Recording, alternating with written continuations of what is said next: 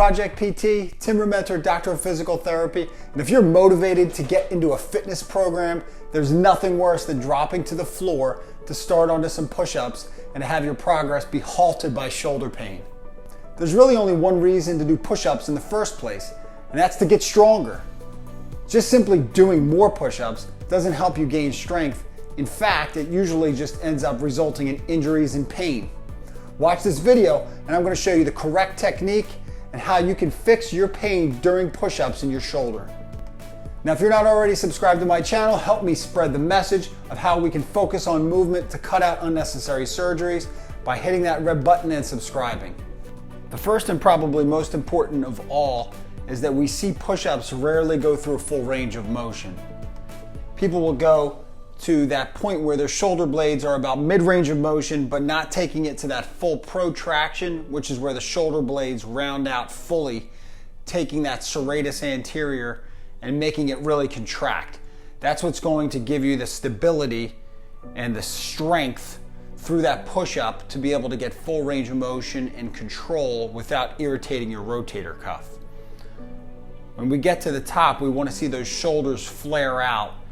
And you're going to focus on this by just doing a half range of motion push-up, not taking it all the way to the floor, but then trying to get that push-up plus another few inches at the top each time.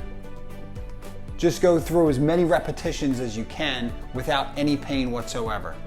Eventually, you'll be able to go through a full range of motion push-up, taking it to the floor, back to the top, using that new range of motion and strength and control with that push-up plus. This is the most important part of the push-up because without stability of the shoulder blade, you have your rotator cuff just getting battered around like a bull in a china shop, tearing up and fraying over time. You can see on Tiny Tim here, his shoulder blade is locked by these screws, so it's unable to move the way that our normal shoulder blade would do. And that's what happens when you're not going through that push-up plus.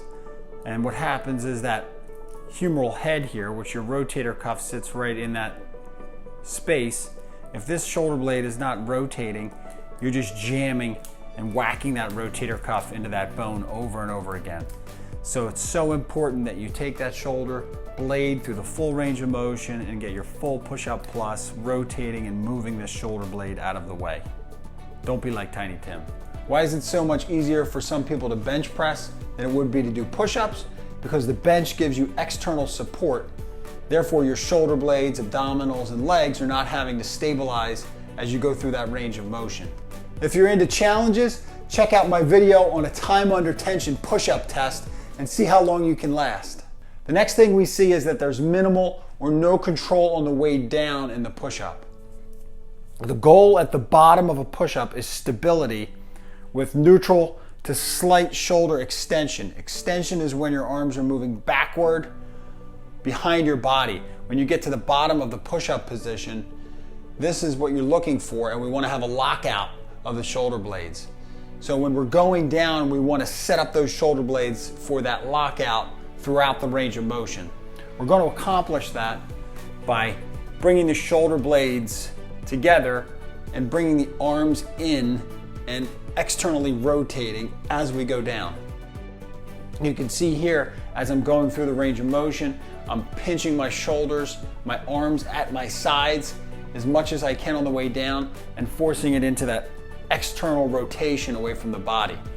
When we externally rotate, it brings our shoulder blade muscles awake and you're able to get a lot more stability. So if your issue is stability on the way down, this is going to be a big impact for you and give you some significant relief. If your impact is stability on the way up, the previous push-up plus is going to give you some more relief. The next thing we see is faulty hand positions. So if you're having any kind of position of the shoulder that puts it into internal rotation, which is where your hands are going down and the elbows are coming up, you're basically setting your rotator cuffs up for significant tendonitis and problems like that. So we want to make sure that we're not going into that high arm position on a push-up. We want to keep our arms at about a 45-degree angle so that we're not getting that impingement happening of the rotator cuff. Another thing that you can see in many cases is people's hands are too high, and sometimes people's hands are too low. Sometimes their arms are too far apart.